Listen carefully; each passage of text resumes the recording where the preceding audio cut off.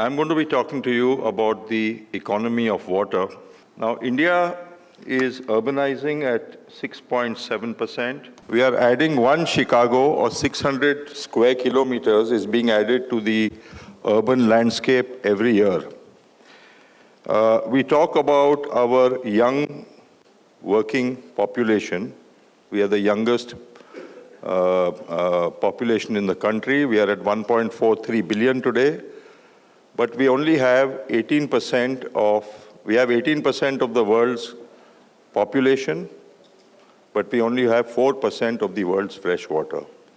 So we have a large crisis on hand, which many of us do not realize, because water is used for every product. Anything that you're wearing today, your clothes, or somebody's having a gold chain or a cell phone, and I will show you how much water a t-shirt or a cell phone or any product consumes. 70% of our water goes for agriculture in this country, 75%. And if there's going to be a shortage of water, we are going to have a shortage of food. If you look at the Niti Aayog Composite Water Management Index, I have Mr. Avinash Mishra, ex-advisor Niti Aayog, sitting right in front of me. He is also heading our Water Audit Council, which I'll speak to you about later. Water supply is going to be 50% than the actual requirement in our country by 2070. Low water capita availability in India, we have 1,486 cubic meters against a global average of 1,700 cubic meters. We consume our total water requirement, 70% comes from groundwater currently. And we are not recharging our groundwater. We are building pavements in our cities like Bangalore. It rains for 2 hours and it floods. 1 hour also it floods. And this is what we are doing to all our cities, because we are not allowing water to go back into the ground, and we keep on drawing groundwater.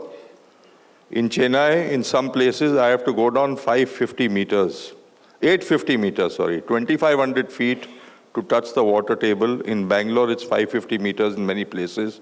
Now, can you imagine I have to go down 1,700 feet to touch the water table? Where will the water come from? So we are the largest groundwater. We are estimated withdrawal is 251 cubic kilometers per year. Now, India has a rising population, as I told you. If you look at the 2008 scenario, we had 650 billion cubic meters of supply. Demand was 634. We were very comfortable. The supply was more than demand. By 2030, we are going to have enhanced our water availability to 744 billion cubic meters BCM, but the demand is going to increase to nearly 1,500 BCM. That means my water supply is going to be 50% of my demand.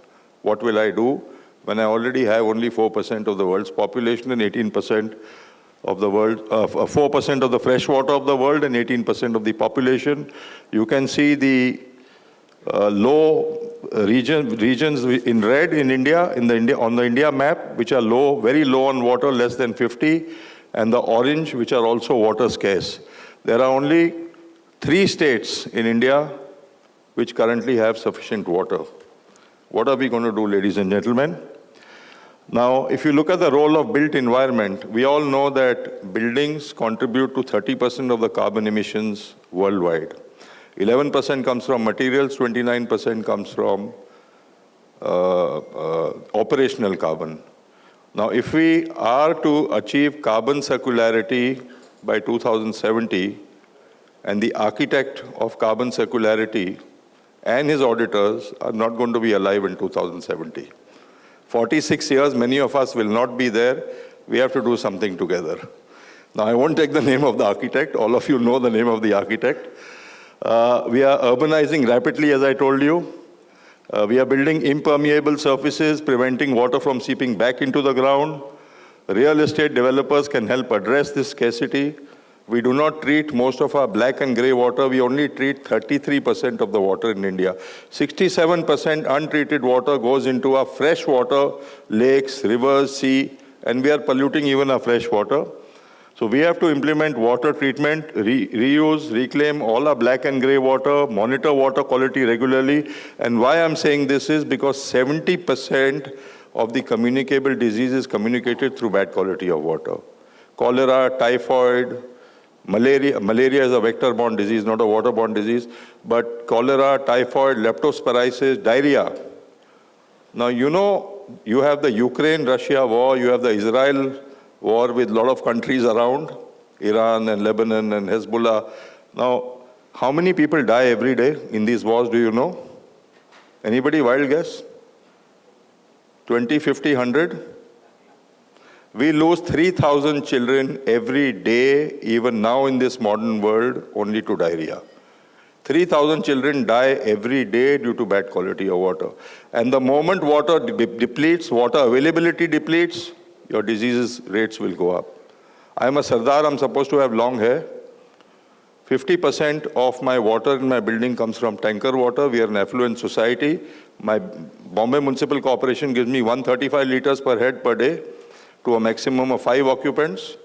But that is not sufficient for us. We want to waste water, so we buy tanker water, and all of us are losing hair. Because of the tanker water, hard water, contaminated water, we get diarrhea very fast, bad stomach problems. So we have to adhere to MOEFCC regulations. Need of the hour is to mandate only using treated water for construction. I am working on a mandate for low-flow fixtures and sanitary ware, where we will be able to save 50% water at source. So if you look at the Sustainable Development Goals, 17 of them, water is linked to every goal. Whether you look at poverty, you look at clean water and sanitation, you look at life below water, reduced inequalities, because there are a lot of inequalities. In Africa, there's no water. In India, there's no water now. So there is a lot of inequality because of water. And as I told you, not 70, but 75% of the water is required for agriculture. Virtual water, as I told you, every product requires water. Mr. C.S. Gupta, can you lift your cell phone? Except the IPA people here, can anybody tell me how much water is required to make this cell phone? 5 lakh price, 5 lakh rupiah. Guess karo, 2,500 liter. 2,500 liters to make that cell phone. Anybody is wearing a t-shirt here? 900 liters to make one t-shirt, 3,000 liters to make one jean. And we have the audacity to change our phone every year. iPhone 6, iPhone 15, iPhone 17. We have to stop somewhere, ladies and gentlemen. Now, water demand management, which refers to a set of strategies and practices aimed at optimizing the use of water resources to meet our current and future needs. We need to see how we can manage demand for water rather than increasing supply, because supply will not increase, but demand of water has to be managed.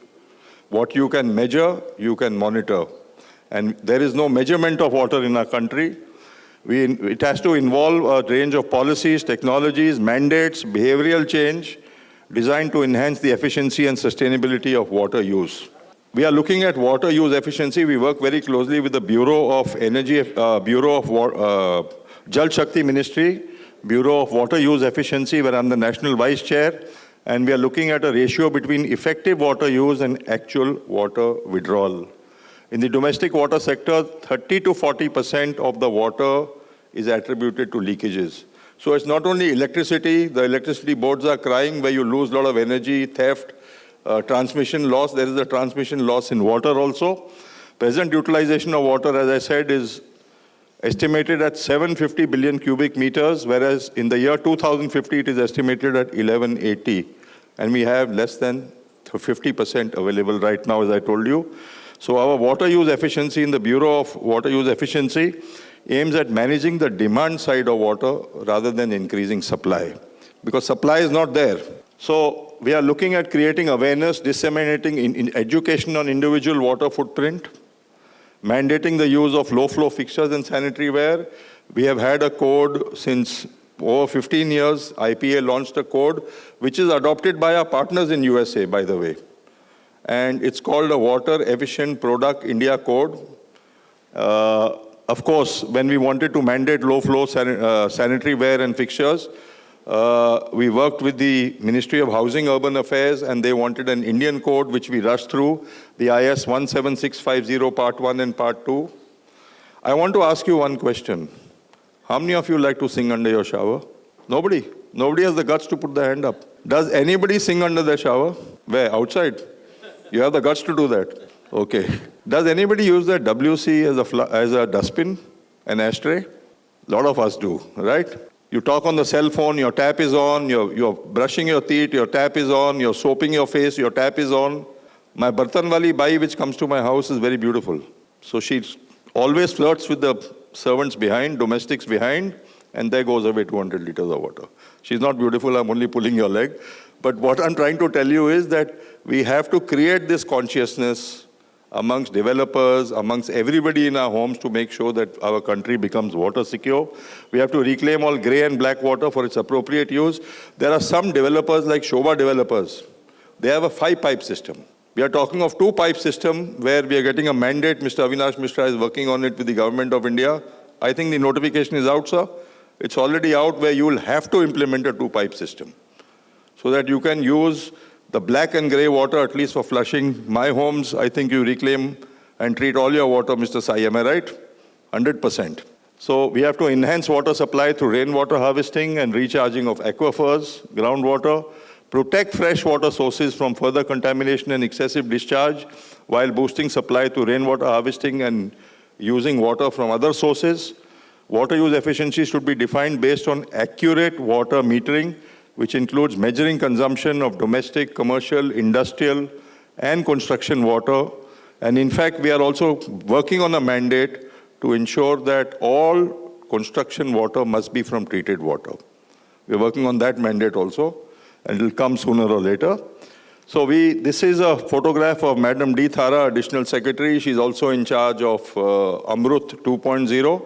She has 2,99,000 crores with her, and we are working on 24/7 water supply in 4902 cities in the country with drink from the tap. One city is already gone drink from the tap. Coimbatore is next online. We are looking at 4902 cities where we have done a study to see that the water consumption on 24/7 will go down, it will not go up. So she is looking at low flow fixtures. So what we do is we measure with a bag with the measurements on the bag, marked on the bag, and we look at how when we have without a small thing like an aerator, which costs 15, 20, 30 rupees, and you can put it in any tap, where you can save 40, 50% water, you can still sing under the shower, ma'am, or outside, wherever you sing. And we save 40, 50% water, which I'll show you later. So in 2022, under the leadership of Mr. Hardeep Singh Puriji, when he was the Maua minister, we launched something called Bharat Tap. This is the word given by the ministry, which signifies low-flow fixtures and sanitary ware. This was launched at Pragati Maidan at one of our exhibitions, the Plumbex, in 2022. And now we are looking at star rating. So we have amended even the Energy Conservation and Building Code of India. This is driven by the Prime Minister's office, and at his behest, he wanted to launch it actually in the G20. And therefore, we rushed. We had IGBC, we had IPA and ISHRE work together. ISHRE did the energy part, IPA did the water part. 252 engineers logged even till 12 o'clock in the night to produce this code. Of course, then they could not launch it in the G20, then the elections were announced. So now we are waiting. I'm National Vice Chair for that also. We are waiting for IGBC did the waste, Mr. Shekhar Reddy. And now we are waiting for the Prime Minister's date to launch the Energy Conservation Sustainable Building Code of India. So like you have the Bureau of Energy Efficiency with star rating, it will also include water and waste through the Ministry of Power, not the Ministry of Water or Jal Shakti, through the Ministry of Power.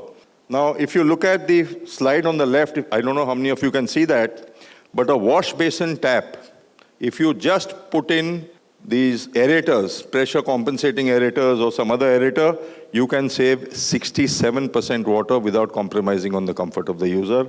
If you look at a kitchen sink, you can save 50% at source. Now look at the saving. I do not need to treat that much water. My treatment cost comes down by 50%. And I don't need to use so many chemicals. And if you look at an overhead shower, where we like to sing, we'll save 39% water. I am repeating without compromising on the comfort of the user. Rainwater harvesting, we've already spoken about, and we all know about rainwater harvesting, but how many of us implement it? We're also working on a mandate on this.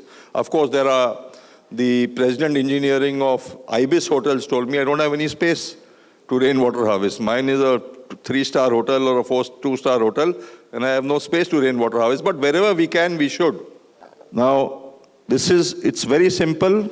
Anybody can change, open the tap, put an aerator in which 30, 40, 50 bucks. It's available on Amazon also, and your water saving becomes 50%. Now, that's a low-flow shower, and we have very advanced metering now, where you do not need the normal flow meters, and it will tell you how much consumption of water. Now, can you tell me, middle picture is a very funny picture. What's wrong with this picture?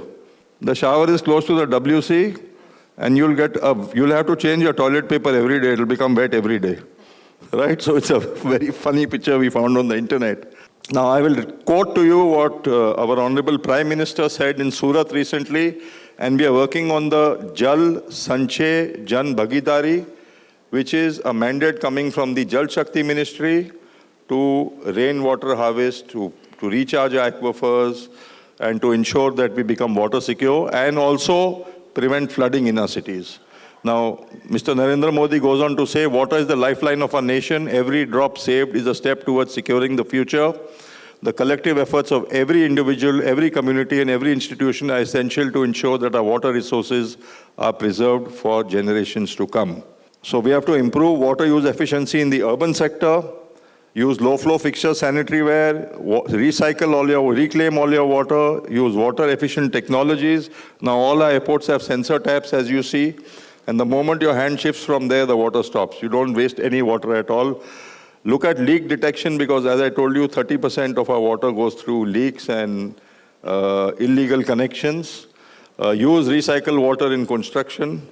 Of course, you have to treat it to that appropriate use, and protect water bodies from further pollution. We write codes in IPA. We have our partners from USA. They are a 104-year-old organization, International Association of Plumbing and Mechanical Officials. The code on the left, Water Efficient Products India code, was launched in 2017, but the government has woken up in 2022. We have been after them. When I went to meet Hardeep Singh Puri in his first year, when he became the MOA minister, and I gave him a mandate of 8-10 things to do to save water in our country, he said, water is not our subject. Minister of Housing, Urban, is telling me water is not our subject. Mr. C.S. Gupta was with me. And he says, you go and meet Parmeswaran, secretary in that whatever Ganga University, which is now the Jal Shakti University, Ganga Rejuvenation. And now they have Amrut, they have Swachh Bharat Mission, and they have everything on water now. And this is the Uniform Plumbing Code. It's more than 700 pages. The National Building Code of India is 220 pages. We have our codes run into more than 2,500 pages. The Uniform Plumbing Code is the only one in Asia, because lots of accidents happen in the swimming pool. And the Uniform Solar, Hydronics and Geothermal Code, the Water Efficiency and Sanitation Standards. So these are standards which we revise every 5 years. They have undergone revisions every 3 years, 2008, 11, 14, 17, 20, and now we go through 5-year revisions, because how much changes? Hello, Mr. Chandrasekhar, how are you? So this is the IS 17650. I won't go through it, but you see, if you see the full flush load, full flush is your WC. When you defecate, so from 6 liters, we can reduce it. 1 star is 6 liters. So you are using much more right now, but if you have a 1 star, it's 6 liters, and a 3 star is 4 liters, and a reduced flush like a urinal, instead of 3 liters, we are now using 2 liters, 50%, 33% saving. And therefore, this code now, which we have launched in 2022, because the government wanted an Indian code, we were able to launch this code. And metered faucets, wash basin, from 8 liters to 3 liters per minute. Can you imagine the saving? And I repeat, without compromise on the comfort of the user. So I won't go into this anymore, but these codes are available online, the IS code. They're free of cost. So we have started a water audit council to audit your sites. Mr. Avinash Mishra, can you stand up, please? He's ex-advisor of Niti Aayog on water and sanitation. For 8 years, he's been advisor. And now he's the chairman of the Water Audit Council of IPA, where we will work with the developer to not only save water, but to show you how much money you're saving, because there's a water energy nexus, what we call Water G. It's not Governor Shekhar G. Reddy, Garu, but it is Water G. a water energy nexus. So we start with quantifying the water consumption, assess your infrastructure, comply with local and national regulations, and formulate targeted strategies for ensuring that we save water. Anyway, this is about the Water Audit Council. Mr. Avinash is also making a presentation, so I'm not going to get into it. We also have what we call certified water auditors in the country. Trust me, this is going to be bigger than the MEP industry, MEPF industry. Water auditing. So we are creating another vertical in the country where we are going to certify water auditors. Mr. Avinash will tell you the next date of training in November. I think it's the end of November. It's a 2-day, 16-hour training. And this is happening now every month, November, December, January, February. Dates are already finalized for the next 4 months, where you can online become a certified IPA, water auditor, certified professional. Now, I know you have a lot of thought for food and thought for drink, but let's have some food for thought. And I'm going to read this to you. Imagine a day without access to clean water. How would your daily life change, and what would be the biggest challenge you face from your wife or your husband? So this is going to be a bigger challenge than anything else in your family in future. Are each one of us experts speaking here today, walking the talk? Are we taking enough ownership for the water issues at hand at our sites? Do we have enough water for our children and their children to come? You want to make a will, leaving behind gold, property, cars. I think you'll have to make a will where you have to leave behind water also for your children. And that will be zero. If you could implement one policy to promote water conservation in your city, what would it be and why? So these are questions I leave you with. I would like all of you to stand up and take a pledge with me. Please lift your right hand and please repeat after me. I pledge that from today onwards, I will save water and spread the message to save water to my family, friends, and neighbors. I am a goodwill ambassador to save water. I am a champion. We are the champions. Fantastic. Thank you so much. What happened? So if you want to secure the green, please save the blue. Otherwise, there will be no green. Thank you very much.